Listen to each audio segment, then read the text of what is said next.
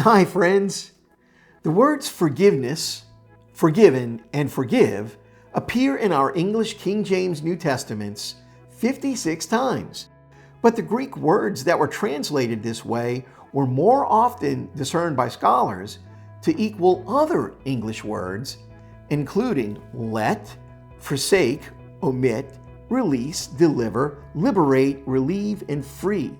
The English word forgive carries the connotation of God getting past an offense. These other English words do not.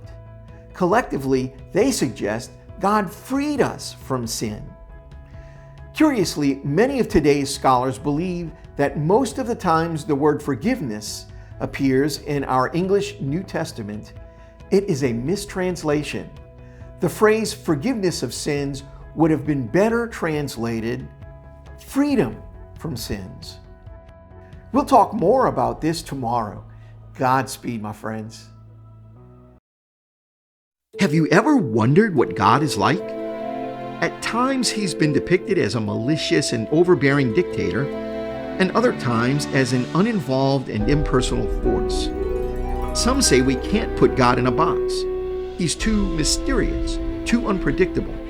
Sometimes it seems that the Bible has already placed God in the box of mystery and unpredictability.